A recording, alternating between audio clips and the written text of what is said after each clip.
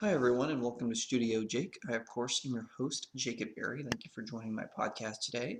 I will be talking about 10 Superman comic books to read while you are quarantined.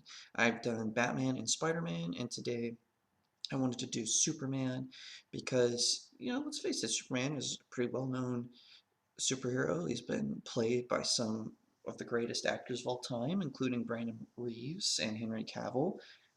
No, I'm not leaving anyone out. Oh, wait, you're right. I am leaving Tim Daly and George Newbern out. Sorry, that's my bad. Anyway, we're going to have a good time talking about this while you're on the LA lockdown, or if you're in another state or city. You can pick up most of these comics in digital formats. I believe they are all, I made sure they were all available in digital, so you should be able to get them on Amazon.com for your Kindle or Barnes& and Noble if you have a Nook, or if you just have a e-reader. You should be able to get them from Comixology.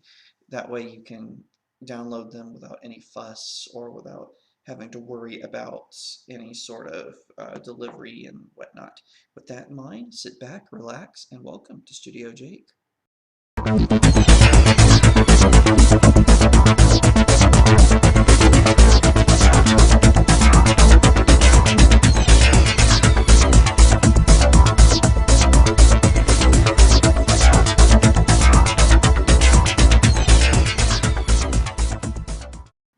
All right, and welcome back. Now, like I said, we're going to be talking about 10 Superman comics to read while you are on quarantine. If you're part of the LA lockdown or some other city lockdown, this one is so you can get caught up on all of the Man of Steel's greatest adventures. And like I said, if not all, then most of these should be available in digital formats. Now, with Batman, I did primarily stories that were canon, at least at some point in his history. Superman, I'm not doing that so much. There are a few on here that are non-canon to his mythology, but they're still exciting stories. They're still really good stories. So I wanted to I wanted to include them on here as well. So um, we're going to start out with Superman Brainiac. So this is my first. It's written by Jeff Johns and illustrated by Gary Frank. So Brainiac is one of Superman's oldest villains. He was featured in Super Friends and in the lot of the old cartoons. I believe pretty much every every Superman animated series at some point has featured Brainiac. He's one of Superman's greatest enemies. He's an alien who is basically, he's as strong as Superman, but one of the things he does is he collects data from different planets and then he destroys them. He's sort of a collector in that, and he actually did at one point in this story. You see flashbacks where he at one point did try to do this to Krypton, but Krypton was able to sort of resist him. But he stole Kandor, which is the and Shrinkit. It's a tiny city from Krypton, and so now he's after Earth. This is a really great redo of the Brainiac origin. He's gone through several phases, but this one is probably his best. Of course, it's written by Jeff Johns, who's a really fantastic writer, so I do highly recommend it. He's at the top of his game with this story. Really, really incredibly well written. All right, so up next we have Luthor, also known as Luthor Man of Steel by Brian Azzarello. He co-wrote it with Lee Bermejo, and it's illustrated by also by Lee Bermejo. Really fantastic. I think Brian did most of the writing, and Lee just primarily did the artwork. But I'm not really sure how that worked because they both get author creditization in some sources. So I don't know if it's just some places that don't know how comic books work or whatever. But just basically, what happens is Lex Luthor, um, he is frustrated with the Man of Steel, and this comic kind of shows Superman from Luthor's perspective. So Superman as being somewhat sinister and a person that looks down upon humanity. Now, again, it's from Luthor's perspective, so it's not saying Superman is like this, but this is how Luthor sees him, and so he ends up giving superpowers to this woman named Hope, and she becomes sort of a sponsored superhero by LexCorp, and she, of course, runs afoul of Superman. It's a really interesting, uh, really different take on Superman, seeing him from Lex Luthor's perspective. I really enjoyed it. I thought it was good. It's very well written. The illustration, the artwork in it is incredible, and I really enjoyed it a great deal. Like I said, it was originally called Luthor Man of Steel. Um, they changed the name to just Luthor because the Man of Steel was confusing people with when the movie Man of Steel came out, so they just took the Man of Steel off. But it's a DC Comics original. All right, so Superman: The Wedding Album. So this is a one-shot comic from when Superman um, married Lois Lane the first time, and it also shows like some short stories about Superman's past, and it's got some incredible good stories. Dan Jurgens, Carl Kessel, David Michelini, Luis Simonson, whatever, Roger Stern, they are all involved. I think Roger Stern is the primary writer, but I hear it's I hear different things because some people are like, oh no, it's really David Dan Jurgens is the main writer, but I don't know. Anyway, this is a really good this is a really good story. It goes through Lois Lane's marriage and wedding to Superman as Clark Kent. Obviously, it was called the Event of the Century by DC Comics, of course. Um, I really think it's a really good addition to the mythology of the Man of Steel. I was kind of upset when the New 52 removed that. I like Superman and Wonder Woman as a couple, but there's just something about his relationship with Lois Lane that is special.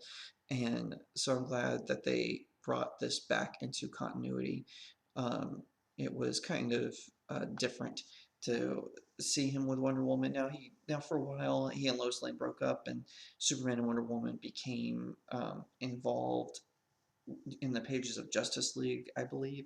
But it was nice. It's nice to see that sort of classic Superman romance. It's not like Batman, who never really had. Now he had long-term girlfriends, but he never had one that was consistently through the years, other than some of his villains.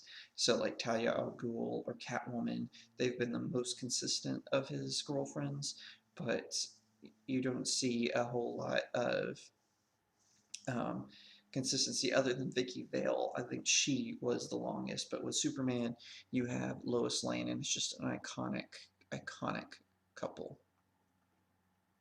All right, so this one does include my favorite character, which is Batman. It's Superman Batman Volume 1 Public Enemies.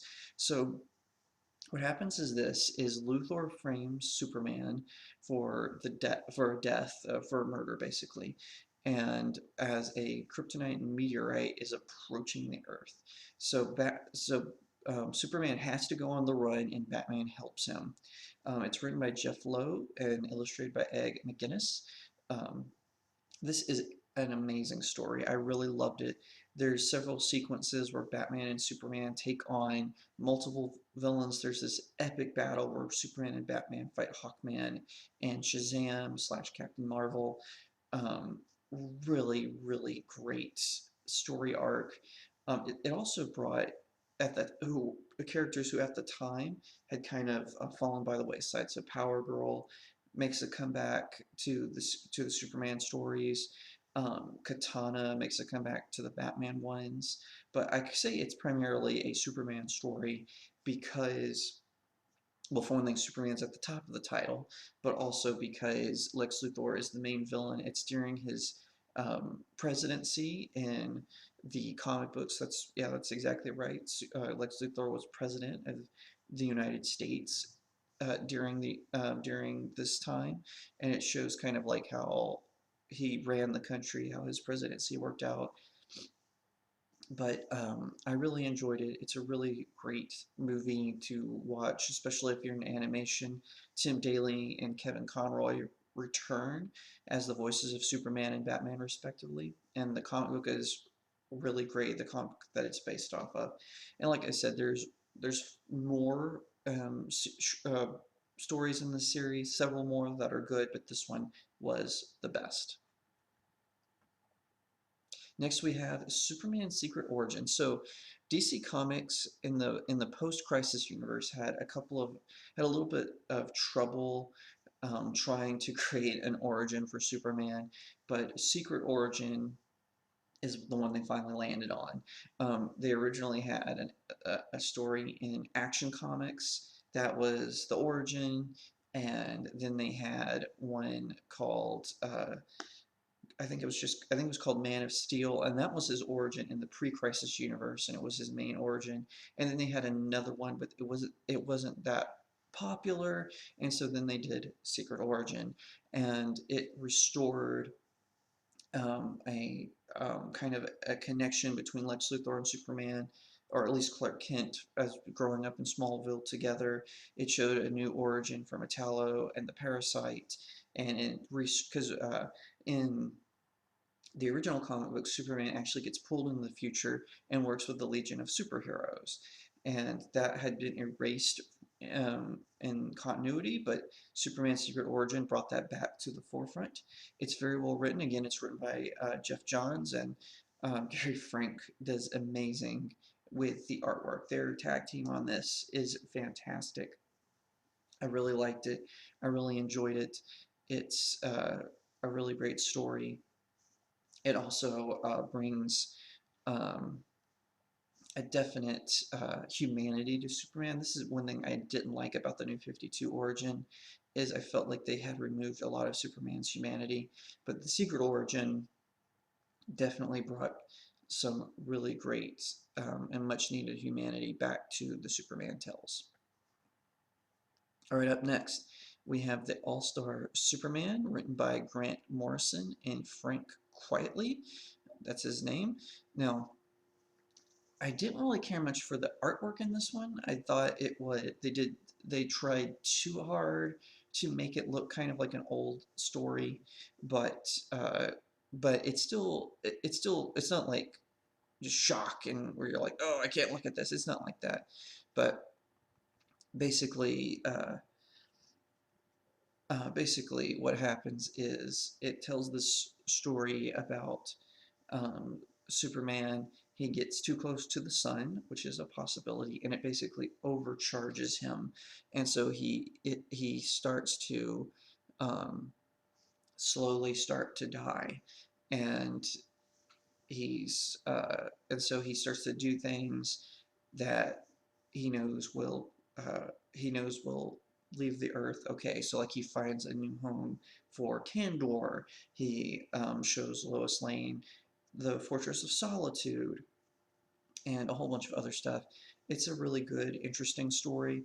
It really shows Superman for being the big blue Boy Scout. He fights some very powerful enemies, and it's um, really interesting. It's really entertaining, and those are the two most important things to me. And the artwork is like I said, it's not the best that I've seen Frank Quietly do, but I do think it's good. Right now, they're originally they just kind of released it on its own, but they're putting it under the Black Label, which is their mature audience. I don't know why it doesn't. It's a Superman story, and it's not. I guess it's a little violent. I don't know why they're putting it under their Black Label, but they are. Up next, we have Superman American Alien, and this is written by Max Landis, who draws it with several different authors. I mean, sorry, artists, several different artists. Francis Manapul, Jay Lee, Joel Jones, and a few others. But Max Landis, who wrote the film Chronicle, he wrote the Superman story, and it is fantastic. He tells the story of Superman from the angle of Kent and explores the Clark Kent side of Superman's tales. And I really loved it. It's really good.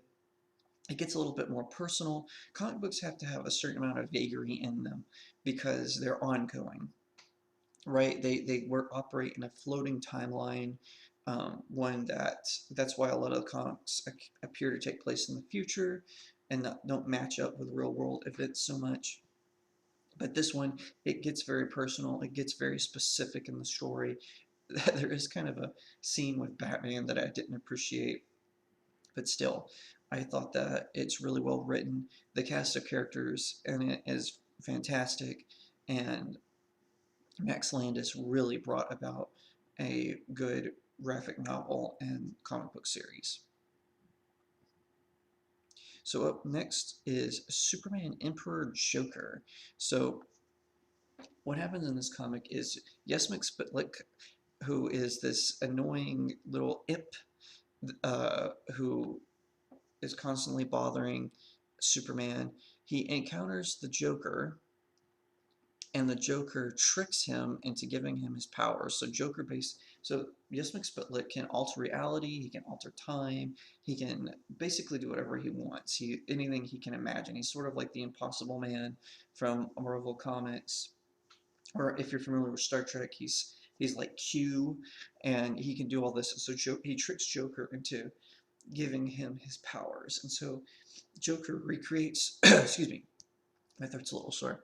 So Joker recreates like his vision of the world, and Superman, he is able to resist Yes McSpitlick's magic because of his iron will, and which is one of the reasons Yes McSpitlick is so obsessed with Superman.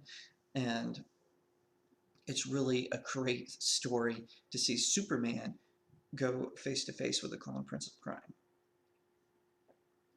I really enjoy it. It's really a good story. It's got several authors and artists tied to it because it was an expansive story. It wasn't just like a couple of issues. They did it through Superman, Adventures of Superman, Man of Steel, Action Comics, and then I think it had a one-shot standalone as well that was tied to it. Um, I think Jeff Loeb is one of the writers on it. Wouldn't surprise me. Fantastic writer per usual. So next we have Last Son of Krypton, which is written by Jeff Johns and has Gary Frank and Adam Kubert as a writer. So what happens is um, another rocket lands in Metropolis, and Superman thinks it's from Krypton, and he adopts the boy inside, whose name's in Christopher Kent, and he has incredible powers. And there is a group of villains from the Phantom Zone who want this kid, and they start their own Superman Revenge Squad, and it's led by General Zod and his sidekicks Ursa and Non. Really, really fantastic story, really well written, and a Brainiac has an appearance at the end. I love it. It's got a lot of action, and also Richard Donner helped write it. This is one of the things that makes it so special. I really think this was Richard Donner um, saying, "Hey, if I had gotten to direct Superman 2 or Superman 3 and so on, I think that this is how it would have turned out." But I highly recommend it. It's really well written. Like I said, per the usual for Jeff Johns, I mean, there's just no beating him in most cases. Last but certainly not least, Superman, Whatever Happened to the Man of Tomorrow by Alan Moore and Dave Gibbons, who's the artist. Kurt Swan also helped write it. So what ends up happening is Lex Luthor and Brainiac attack the Fortress of Solitude, but there is an impenetrable force field that surrounds it, and Lois Lane is telling the story to a reporter in the future. And it's a really good story. I am not an Alan Moore fan. I think he's overrated. I think Killing Joke is overrated. I think V for Vendetta is overrated. The Watchmen certainly is overrated. However, I do like this one, Whatever Happened to the Man of Tomorrow, and I also liked his work on Swamp Thing. Really great stuff. And it's a really good story. They're all, as the superheroes, to try to save Superman um, from from this attack. I really highly recommend it. And if you can get the graphic novel form, it has a bonus story called For the Man Who Has Everything, where Superman gets infected by what's called the Black Mercy, where he then imagines his idyllic world. It's really good. Like I said, I'm not a big Alan Moore fan, but this one really takes the cake. Um, Fantastic. And like I said, you can get all of these in digital formats and download them for your iPad or laptop and have just a good old time. So that's all the time I have for today. Thank you so much for tuning in. You can find me everywhere on the social media. You can find me on Parler, Twitter, and Instagram as @RealJacob You can find me on Facebook, author Jacob Airy, on YouTube, Studio Jake, and also head over and check out my blog where I have even more news and movie reviews and comic book reviews and just nerd geek anime fan stuff that you'll enjoy. Also some celebrity updates as well, though it's a bit harder to get those these days, but that's jacobairy.blog, JACOBAIREY.blog. Also, check out my novel. You can get it on Amazon.com, BarnesandNoble.com, Walmart.com, Kobo.com, or directly from my publisher, BookLocker.com. It's The Seven Royals, All Good Things. It is a fantasy novel that you will definitely enjoy while you're on quarantine. Thank you so much for tuning in once again, and I'll see you next time right here on Studio Jake.